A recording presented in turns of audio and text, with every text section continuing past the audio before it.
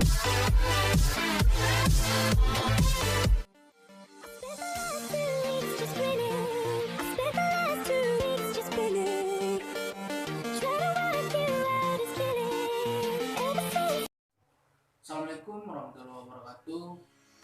Perkenalkan, nama saya Fadil Rahman, NIM L1A19082. Saya berasal dari Fakultas Kehutanan Universitas Jambi. Di sini saya akan menyampaikan tutorial tentang praktik pembayaran zakat mal. Saya akan menyampaikan sedikit materi tentang zakat mal.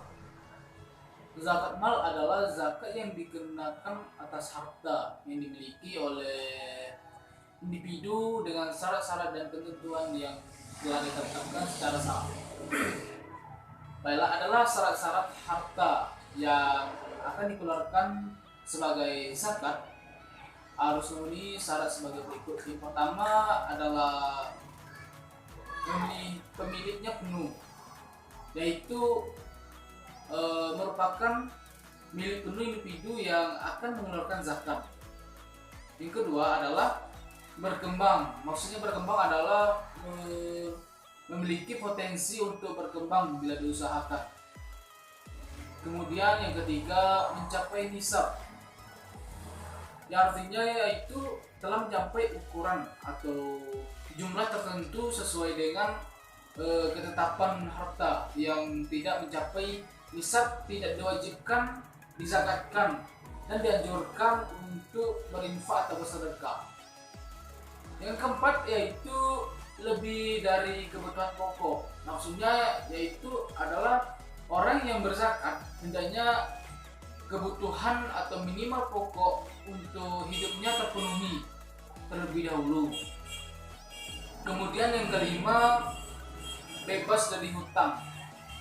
Maksudnya bila individu memiliki hutang yang bila dikonversikan ke harta yang dizakatkan mengakibatkan tidak terpenuhinya nisab dan akan dibayar pada waktu yang sama, maka harta tersebut bebas dari kewajiban zakat tersebut. Kemudian yang terakhir, yang keenam, berlaku 1 tahun atau haul. Maksudnya yaitu kepemilikan harta tersebut telah mencapai 1 tahun, khususnya untuk ternak, harta simpanan, dan harta perniagaan, hasil pertanian, buah-bahan, dan rikas, barang atau sering juga disebut dengan barang temuan, tidak memiliki syarat haul. Kemudian ada macam-macamnya zakat mal. Zakat mal dibedakan secara objek zakat. Yang pertama yaitu hewan ternak. Maksudnya adalah hewan ternak itu meliputi semua jenis ternak, ukuran misalnya sapi, kerbau, kambing, domba, dan lain sebagainya. Kemudian yang kedua, hasil pertanian. Maksud dari hasil pertanian ini adalah hasil tumbuh-tumbuhan untuk tanaman yang bernilai ekonomis seperti biji-bijian, umbi-umbian, atau sayur-sayuran. Kemudian yang ketiga adalah emas dan perak, yaitu meliputi harta yang berbuat dari emas dan perak dalam bentuk apapun. Kemudian harta perniagaan. Maksud dari harta perniagaan ini adalah semua yang diperuntukkan untuk diperjualbelikan dalam berbagai jenis baik berupa barang seperti alat-alat pakaian, makanan, perhiasan, dan lain sebagainya. Kemudian ada hasil tambang atau juga disebut makdin, yaitu meliputi hasil dari proses penambangan benda-benda yang terdapat di dalam perut bumi atau laut, misalnya minyak, logam, batu bara, mutiara, dan lain sebagainya. Dan juga ada barang temuan atau rikaz, yaitu harta yang ditemukan dan tidak diketahui pemiliknya, seperti harta karun dan lain sebagainya. Lalu yang terakhir yaitu zakat profesi. Maksud dari zakat profesi ini adalah zakat yang dikeluarkan dan menghasilkan profesi, atau bila telah mencapai nisab. Profesi dimaksud mencakup dari profesi pegawai negeri, swasta, sultan, dan lain sebagainya. Dan kemudian ada orang yang berhak dalam penerimaan zakat berdasarkan firman Allah Subhanahu wa taala dalam surah At-Taubah ayat 60, bahwa orang yang berhak menerima zakat atau mustahik adalah, yang pertama adalah orang fakir, yaitu adalah orang yang amat sengsara maksudnya, dan juga tidak mempunyai harta atau tenaga yang memenuhinya. Yang kedua adalah orang miskin. Maksud dari orang miskin ini adalah kehidupannya tidak bercukupan. Lalu yang ketiga, amil.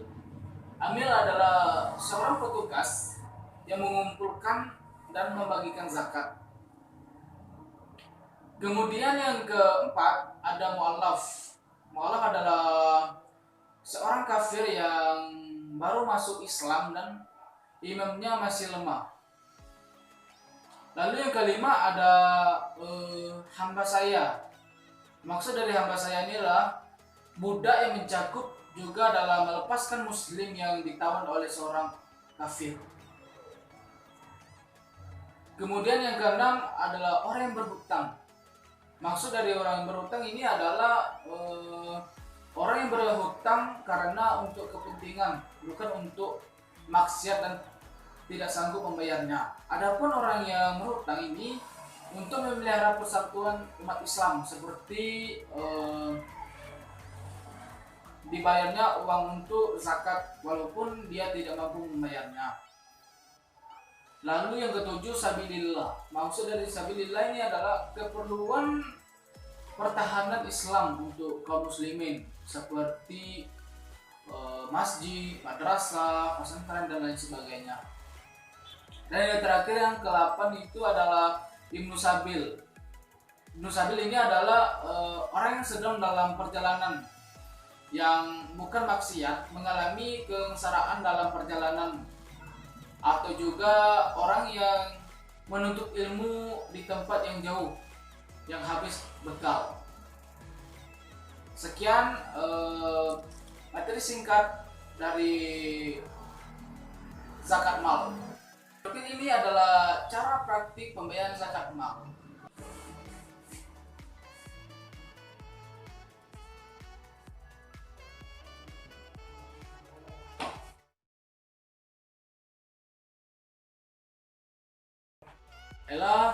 Saya kiri dari tutorial dari praktik zakat mal yang kita laksanakan. Saya ucapkan terima kasih. Semoga ilmu ini bermanfaat bagi kita semua, dan juga selamat menunaikan ibadah puasa bagi menjalankannya. Assalamualaikum warahmatullahi wabarakatuh.